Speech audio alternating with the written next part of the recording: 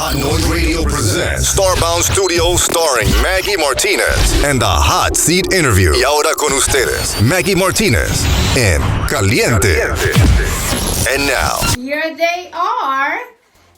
Herman Drew Andrew, he's the chair for the Democratic Party of Clayton County, and Democratic State Member Daunta Long. Welcome, gentlemen. Welcome, Drew. Welcome. Thank you for the invitation. It's a pleasure to be here. Thank you so much for having me here today.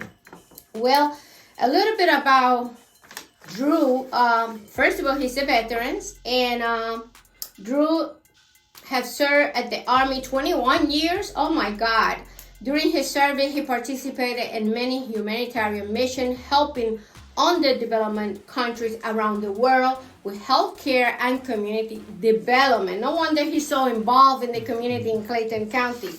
And Pastor Daunta Long, he's the pastor for Sea Planters in Madonna, and he has a BA in Leadership Administration. So welcome, gentlemen, and today we will be discussing about the Kamala's campaign. Certainly we're not there yet. I'm going to talk about in a little bit about this. The swing state, Arizona, Georgia, Michigan, Pennsylvania, Wisconsin, North Carolina, and Nevada are a very tight campaign.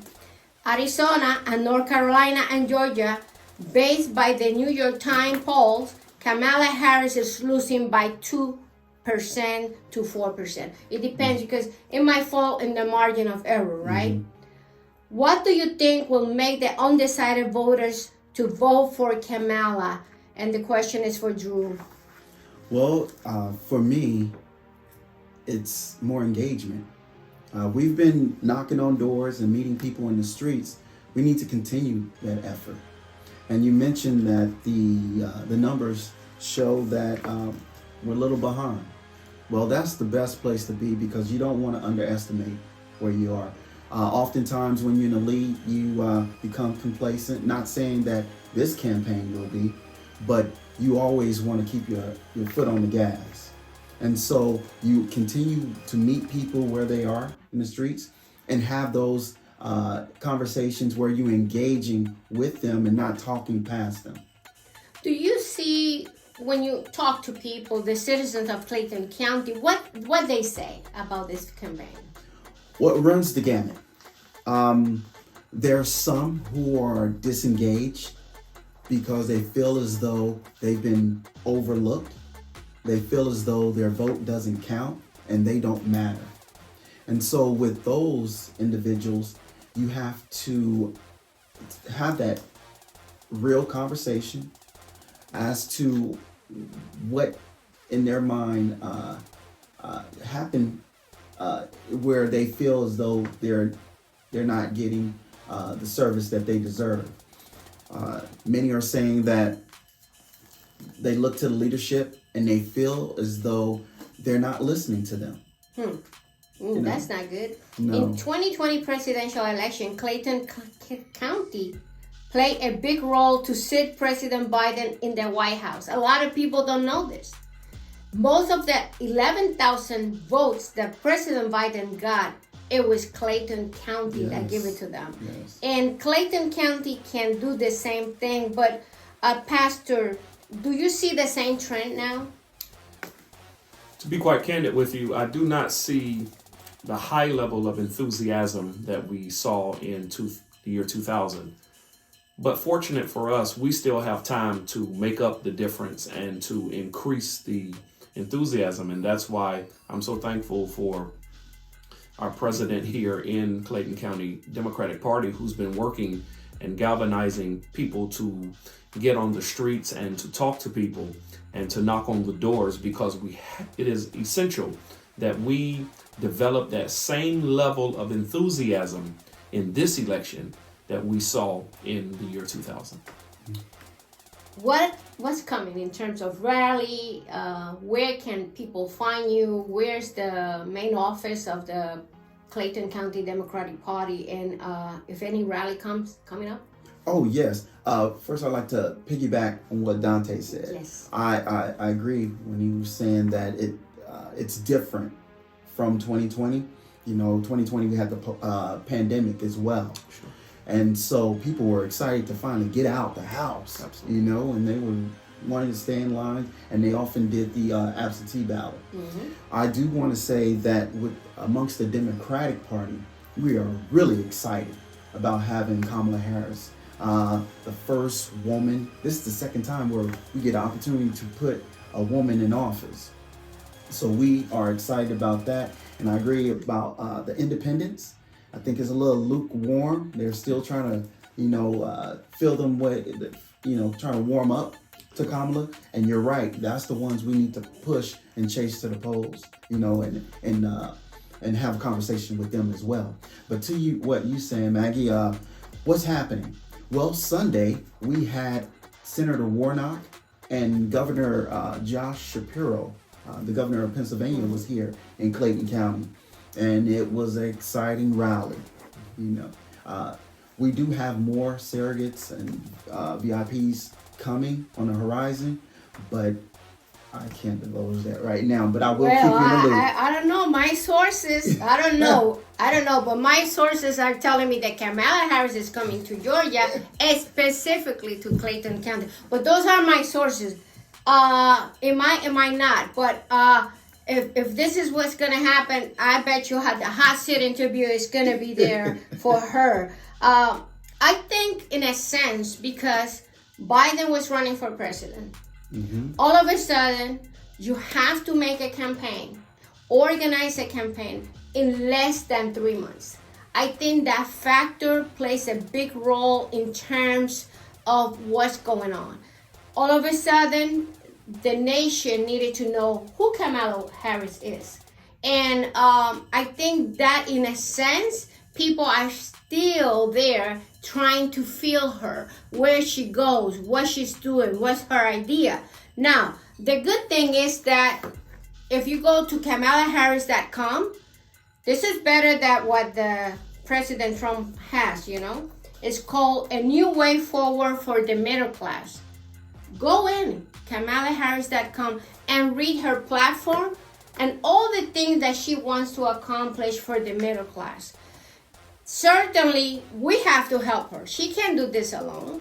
We need to talk to all our neighbors. We have to talk to our family members, especially with the young generation, because, during the pandemic, a lot of citizens beyond, I say, 50 to 70, 80 die. So we have to, and, in the stats, they always say that the people that are 50 or up are the people that go out and vote. So this time, the strategy of the Democratic Party through Kamala Harris is to tackle the Hispanic. We already received the only option, la única opción, una economía para todos, an economy for everyone. She also sent a new way forward. And this is specifically talking about the middle class, un nuevo camino hacia adelante.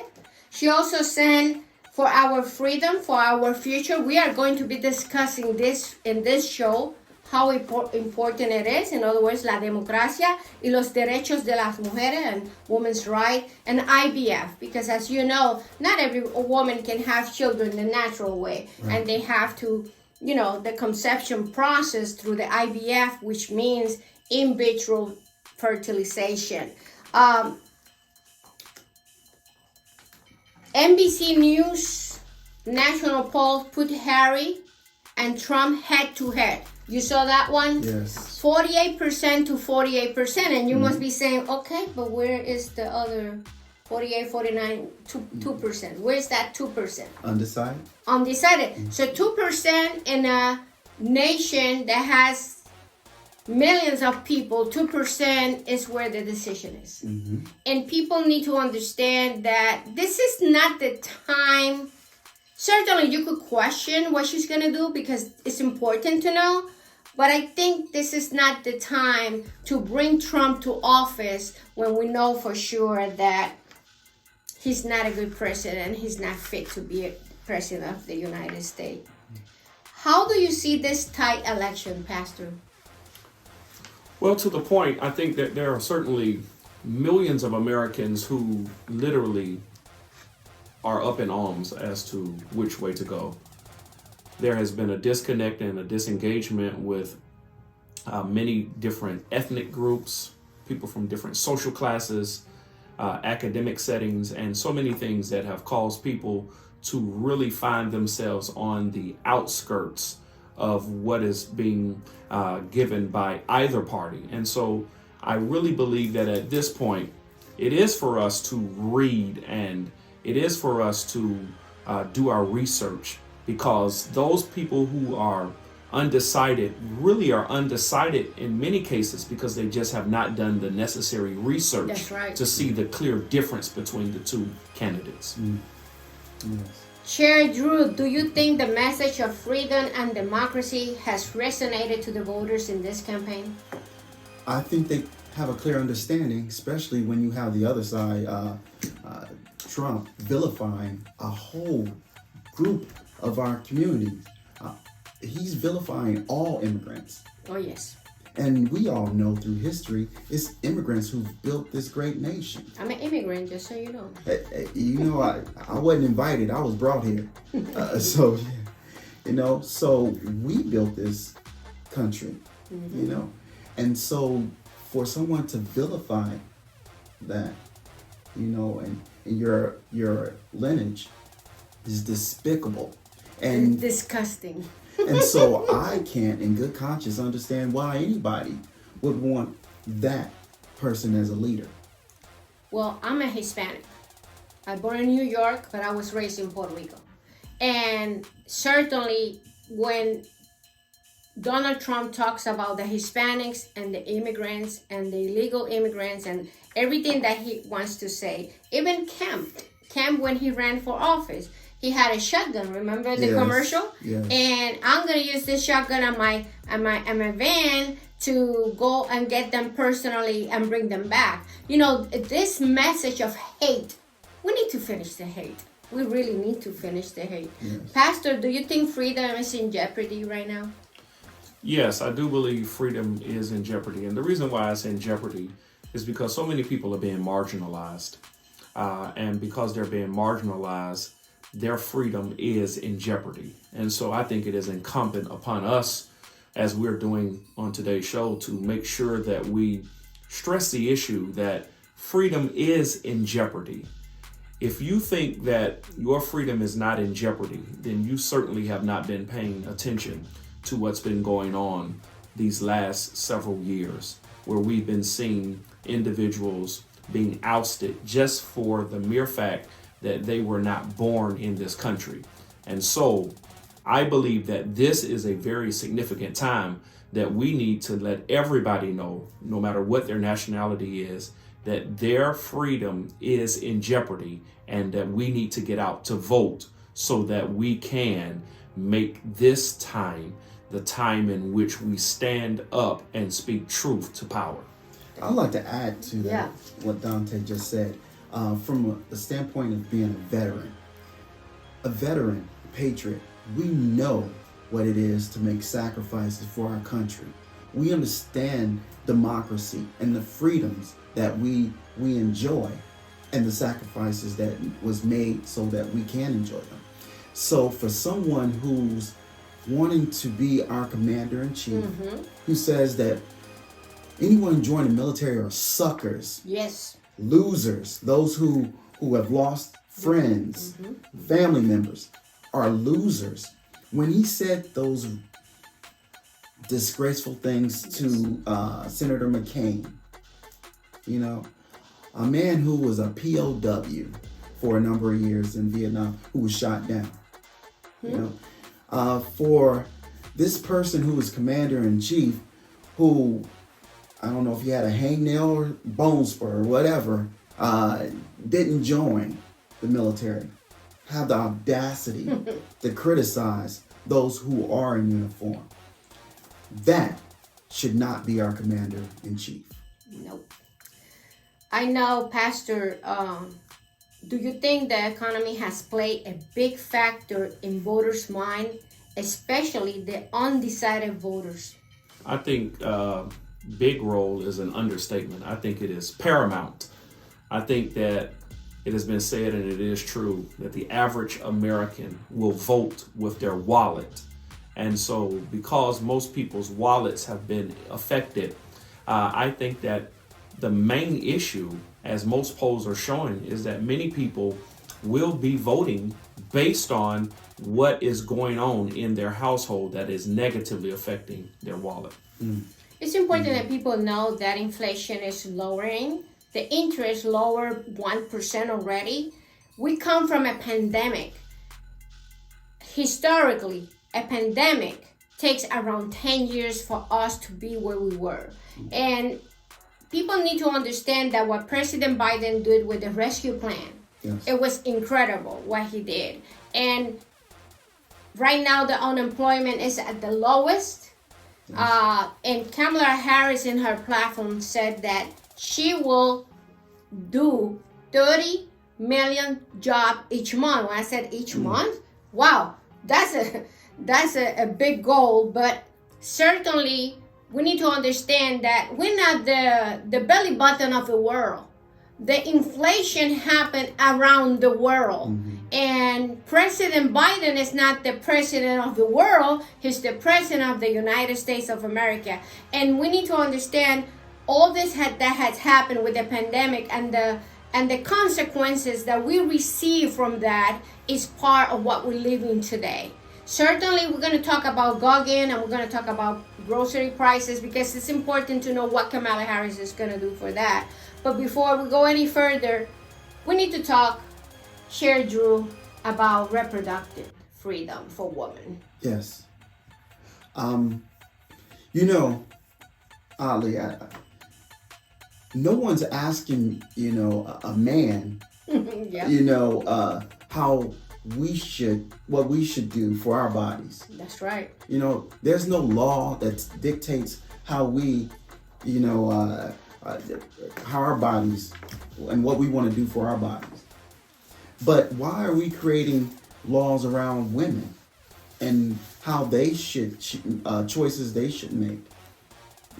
So I think just as I have the freedom to choose, what I want to do for my body, I think, women should equally have that right. And so that's why I believe Kamala Harris is naturally the best choice. She's going to protect that, and she's going to make it into a law to make it uniform, basically. Because if you just leave it to the state, we're going to have the same problem over and over again. It's unbelievable that we are in 2024 and we're still talking about abortion when we have the highest poverty in the nation in terms of how can we help families to go forward. There are many issues that are affecting this nation that we need to think about. The most important issue. Abortion is not an issue. This should end. That's it. End it. Because no matter what, as a woman, I will decide what I'm going to do with my body. And no government should be in the office with my doctor. So it's important we know that. And in terms of in vitro fertilization, Trump said that he's going to eliminate that too. So excuse me, but it is what it is. And certainly he's not the president we should have. And for me, I get surprised all the time when I hear women talking in TV, and I think they're just repeating social media comments. They have not looked into the issue and how this issue about reproductive right affect women. It's not just abortion; it's more than that. It's healthcare. It's healthcare, and not only that. Doctors are afraid now to take care of you because of so many lawsuits, and not only that, they could be charged. So it shouldn't be that way. We should not go to the office of a doctor afraid to what's going to happen. Let's talk a little bit about child care, but before we do that, I would like to talk about the grocery costs and how Kamala is going to lower the cost of grocery. Who wants to go first? I'll take that. Yeah. So when you read Kamala's plan, she talks about a lot of the food insecurities that have really helped increase the food prices that we are seeing in today's economy. Now that we do not see any noticeable food shortages anywhere around the world, there is no reason why many of these companies are still charging and what's known as price gouging inside of the grocery store. And so if you read her plan, she talks about going after many of these companies that are price gouging, which will ultimately drive the price of groceries lower so that the average working American family can buy groceries for their family. It's important that you know that in her plan, not only that, she's going to try to, in a sense, bring funds to local farmers, medium local farmers, and that way the competition gets better and the merging. We have to avoid the merging. Kroger tried to merge with another big company, and they stop it because if they do that, it's like a monopoly. It's almost like a monopoly. And when you have a monopoly, what happens? You could do whatever you want. It's like the Arabs with the crude over there. You know how it is. Eventually, the United States is not going to depend on energy from anywhere. Yeah, that's going to happen. Cut taxes for working family, expanding the earned income tax credit. How this is going to help workers? Drew? Well, as I understand it, and let me just back up a little bit. We think about, because we're working people, and we want to save as much money from our paycheck as possible. And when you're thinking about the billionaires, the taxes that they don't pay, matter of fact, statistically, it shows we as the working people pay more in our taxes than billionaires. That's why they can build spaceships and go to the moon. While we're struggling, trying to find out where are we going to get our food, our secure housing, and even gas for the car. Gas prices, absolutely. Yes. And Trump, give them all this company handouts. So yes. So what about a hand up for us? You mentioned childcare. Here in Clayton County, more than 50% of the county is single women. Wow. And single women with children. On average, about three to four. And I was talking to some women that childcare for one child is about $2,000 a month for one child. So if you're making minimum wage, which is what, $7.25, most of that money is going towards childcare, and you're going to have to borrow some money from family and friends to help pay for that. So I would like to see more tax earned credit for those families to help with childcare and other necessities for just surviving. The survival costs. And Maggie, again, when you read A New Way Forward for the Middle Class, what you will see is that the earned tax credit will help stimulate the economy for the average working American. And by extending this, you then enable the average American to be able to afford the child care, to afford the groceries, to afford the prescription drugs, to afford the gasoline at the gas pump. But if you do not extend this tax credit, then we are not able to do that. But once you extend it, now you stimulate the economy, which can further achieve creating more jobs that will ultimately affect the economy in a positive way. Not only that, when you have a child in the first year, she's gonna have a tax exemption of $6,000, and that's to buy, car seat, Pampers, formula, you name it. Yes. And if she's able to approve this through Congress, this will be awesome. Lower prescription drugs, not only lower prescription drugs, a lot of people don't go to the doctors because they cannot afford the co-payment. Yes, sure. Who wants to go first in terms of that?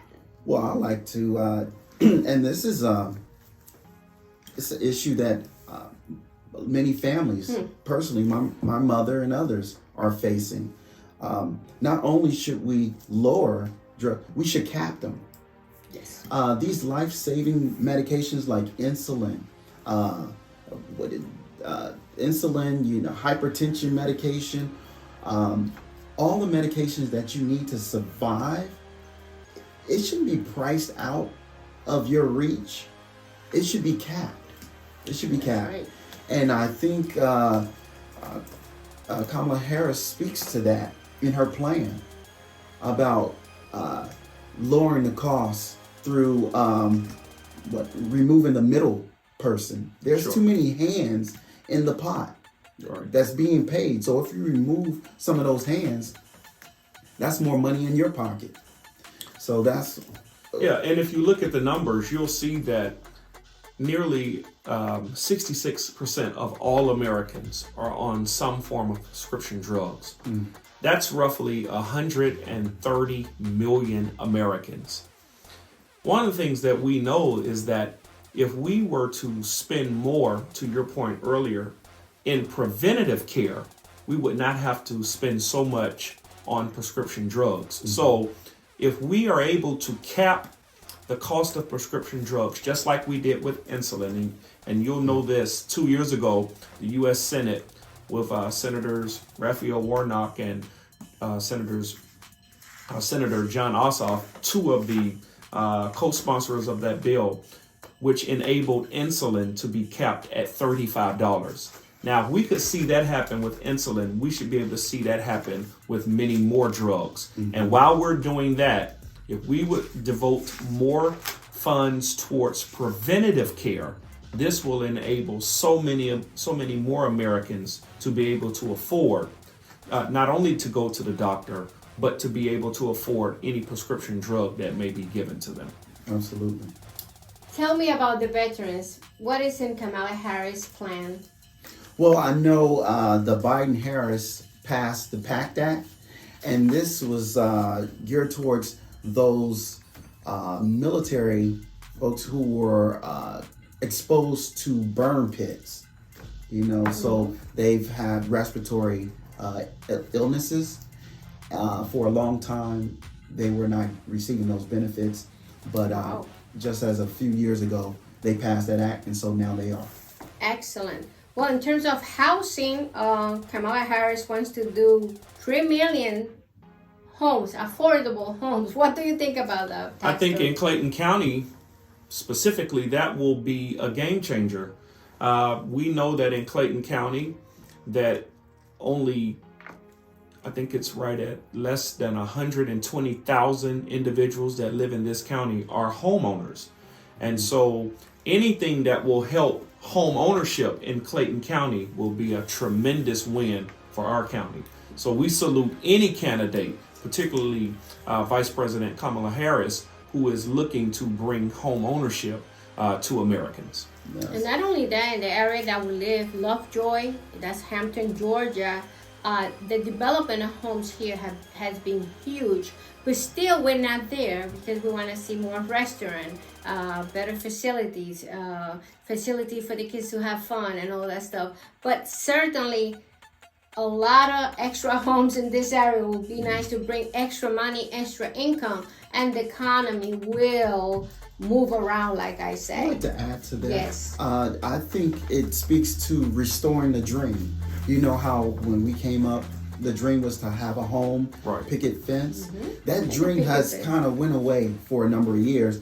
And it's largely, I think, because investors have been allowed to take over and take away these dreams. So with Kamala Harris as president and adding more homes to the stock across the nation, it'll restore the dream, and it'll move those who are living at home with their parents. It was a time when you was 18, you kind of flew the coop and you were out. on your own, because the situation we find ourselves in today, many of those are going from 18 to 30 years old before they're moving away from home, out of home. So I think adding, this opportunity of houses would help with that, restoring the dream. Well, Kamala Harris wants to protect the Americans, the citizens beyond 50, 60, 70, and the ability to retire with dignity. And that's not happening.